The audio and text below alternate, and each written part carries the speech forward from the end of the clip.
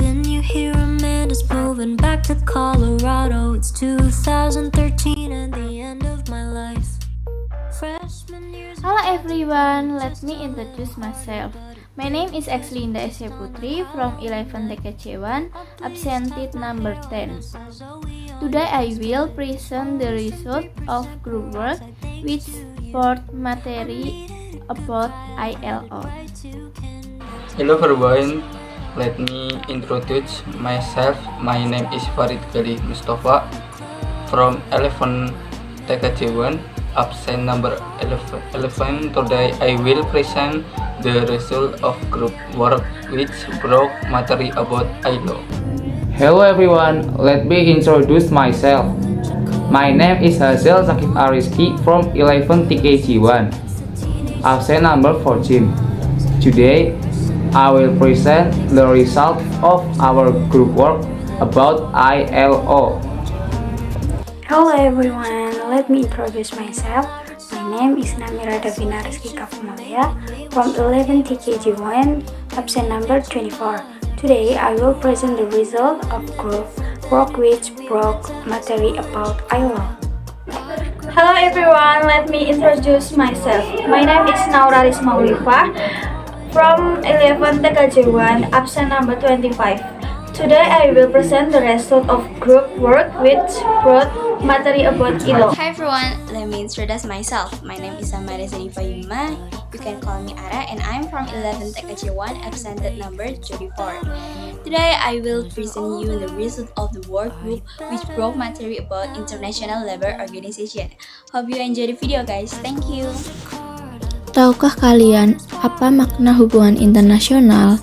Makna hubungan internasional adalah hubungan antar bangsa, kelompok-kelompok bangsa, dan masyarakat dunia, dan kekuatan-kekuatan, proses-proses yang menentukan cara hidup, cara berpikir, dan bertindak.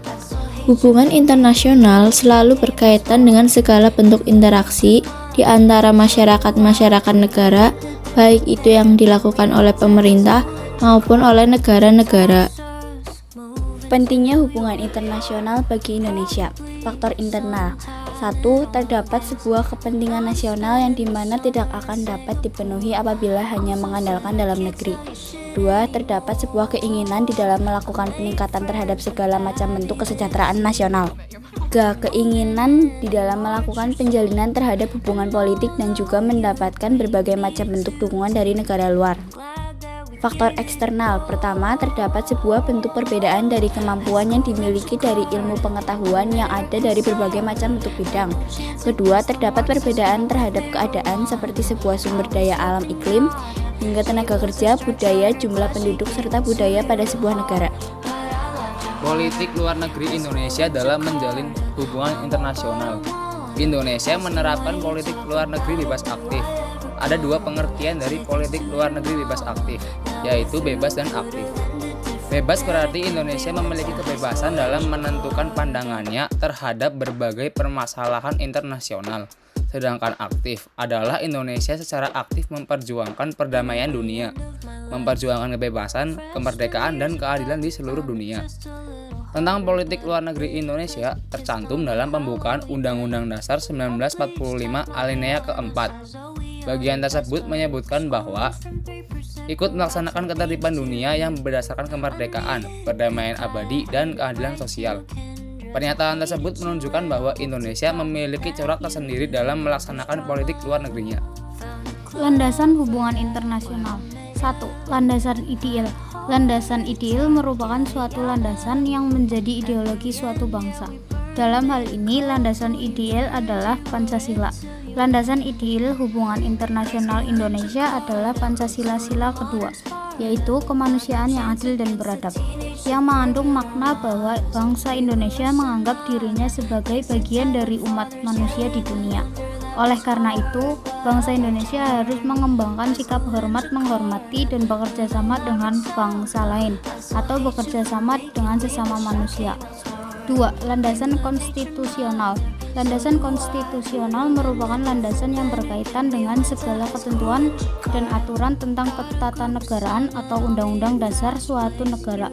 Landasan konstitusional hubungan internasional Indonesia adalah UUD 1945, terutama dalam pembukaan alinea 1 dan 4. Pembukaan Undang-Undang Alinea 1 berbunyi sesungguhnya kemerdekaan itu ialah hak segala bangsa, dan oleh sebab itu maka penjajahan di atas dunia harus dihapuskan karena tidak sesuai dengan peri kemanusiaan dan peri keadilan.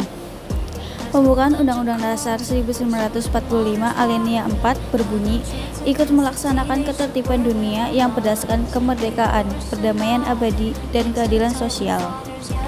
Yang ketiga, landasan operasional. Landasan operasional merupakan suatu konsep dasar tujuan pengelolaan secara menyeluruh dari kehidupan nasional suatu negara. Terdapat 4 elemen landasan operasional hubungan internasional Indonesia, yaitu sebagai berikut. 1. Ketetapan MPR, yaitu GBHN dalam bidang hubungan luar negeri. Menurut GBHN atau TAP MPR RI nomor 4 atau MPR atau 1999, misi hubungan luar negeri Indonesia adalah perwujudan politik luar negeri yang berdaulat, bermartabat, bebas, dan proaktif bagi kepentingan nasional dalam menghadapi perkembangan global. Yang kedua, undang-undang, misalnya Undang-Undang Nomor 37 atau 1999 tentang hubungan luar negeri. Ketiga, keputusan atau kebijakan presiden yang dituangkan dalam Perpres 4, kebijakan atau peraturan yang dikeluarkan oleh Menteri Luar Negeri. Artian ILO, Organisasi Buruh Internasional, bahasa Inggris International Labour Organization, disingkat ILO, adalah sebuah wadah yang menampung isu buruh internasional di bawah PBB. ILO didirikan pada tahun 1919 sebagai bagian persetujuan Versailles setelah Perang Dunia I. Tujuan utama ILO adalah mempromosikan hak kerja, menciptakan peluang kerja yang layak, meningkatkan perlindungan sosial, dan memperkuat dialog dalam mengatasi berbagai permasalahan terkait dengan dunia kerja. Sejarah ILO. ILO dibentuk pada tahun 1919 sebagai bagian dari perjanjian Versailles yang mengakhiri Perang Dunia I, untuk mencerminkan keyakinan bahwa perdamaian universal dan abadi hanya dapat dicapai jika didasarkan pada keadilan sosial. Konstitusi terdiri dari perwakilan 9 negara, yaitu Belgia, Kuba, Cekoslowakia, Prancis, Italia, Jepang, Polandia, Inggris, dan Amerika Serikat. Kekuatan pendorong untuk pembentukan ILO muncul dari pertimbangan keamanan, kemanusiaan, politik, dan ekonomi.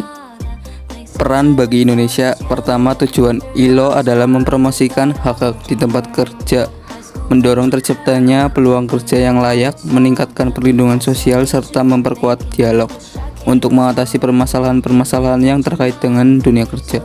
Kedua, sebagai instansi khusus dalam sistem PBB, ILO merupakan organisasi internasional dengan maksud dasar mempertahankan dan meningkatkan kebebasan manusia, dan khususnya kemerdekaan sipil bagi para serikat pekerja atau serikat buruh di Indonesia. Cara kerja ILO. 1. Tripartisme dan dialog sosial. ILO mendorong tripartisme ini di dalam konstituennya dengan mempromosikan dialog sosial antara serikat pekerja dan pengusaha dalam merumuskan dan bila perlu menerapkan kebijakan nasional di bidang sosial, ekonomi, dan banyak masalah lainnya. 2. Badan utama. ILO menyelesaikan tugasnya melalui 3 badan utama yang terdiri dari perwakilan pemerintahan, pengusaha, dan pekerja konferensi perburuhan internasional. Sering disebut Parlemen Perburuhan Internasional. Konferensi ini juga merupakan forum diskusi tentang masalah-masalah sosial dan perburuhan utama.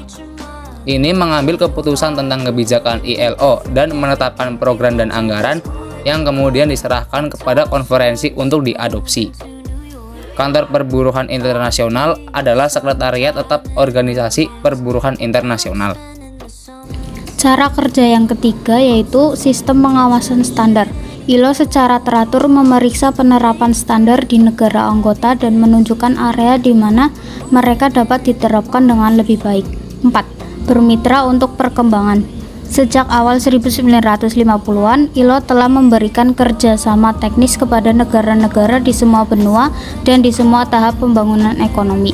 Kerjasama pembangunan menjembatani antara peran penetapan standar ILO dan perempuan dan laki-laki dimanapun. Sederhananya, kerjasama pembangunan mendukung kapasitas teknis, organisasi, dan kelembagaan dari konstituen ILO bagi mereka untuk menerapkan kebijakan sosial yang bermakna dan koheren serta memastikan pembangunan berkelanjutan. 5. Program dan anggaran. Program dan anggaran organisasi yang menetapkan tujuan strategis dan hasil yang diharapkan untuk pekerjaan organisasi disetujui setiap 2 tahun oleh Konferensi Perburuhan Internasional.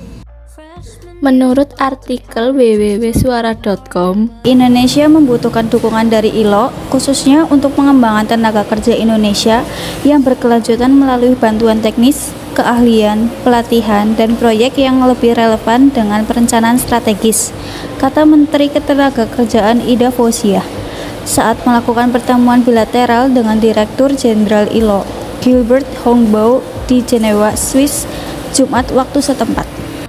Menaker juga meminta dukungan ILO untuk dapat membuat program peningkatan kapasitas perencanaan dan pengembangan kebijakan ketenagakerjaan bagi pejabat Kementerian Ketenagakerjaan. Ia menambahkan, pihaknya terus mendorong Dirjen ILO untuk terus memperkuat peran lembaga kerjasama tripartit bagi negara anggotanya dalam merespon dinamika ketenagakerjaan saat ini. Ida mengatakan pada pertemuan tersebut pihaknya meminta Dirjen ILO mendukung penyelenggaraan G20 Labor and Employment Minister Meeting yang diselenggarakan di Bali pada September 2022. Dengan dukungan dari ILO, katanya kepresidenan G20 Indonesia diharapkan mewujudkan hasil yang nyata dan dapat diimplementasikan sebagaimana yang diminta Presiden Joko Widodo kepada dirinya.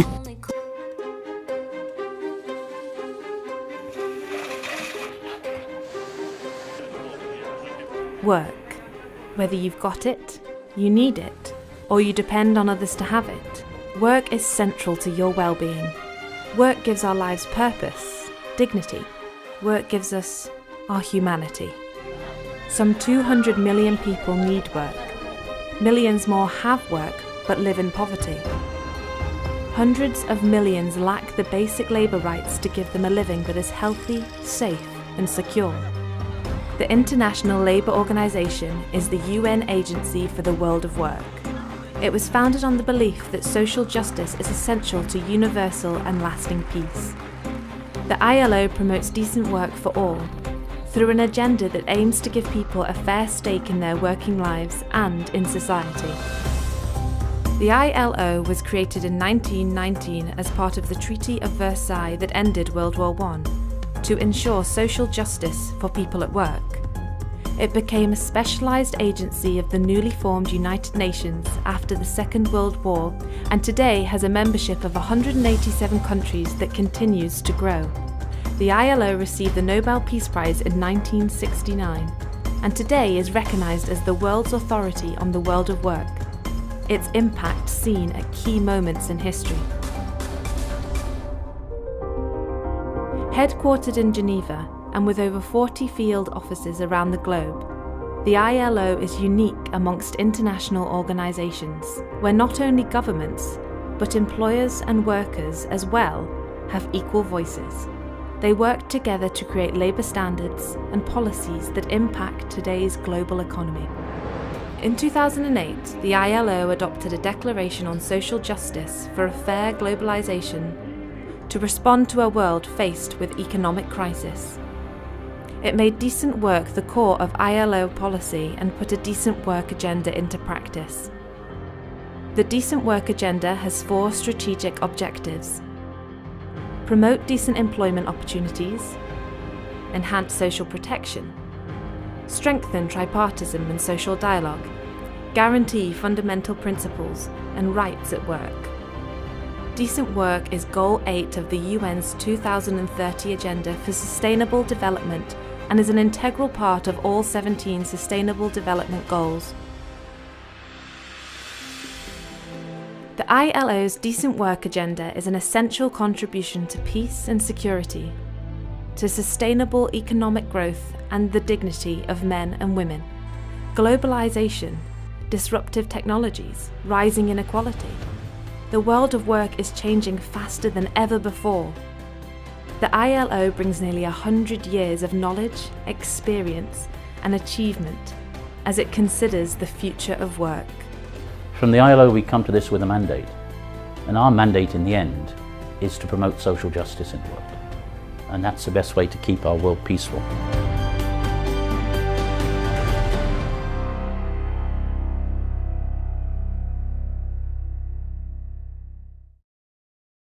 Didn't you hear Amanda's moving back to Colorado? It's 2013 and the end of my life. Freshman year's about to plummet just a little harder, but it didn't 'cause we kissed on that Halloween night. I bleached half my hair when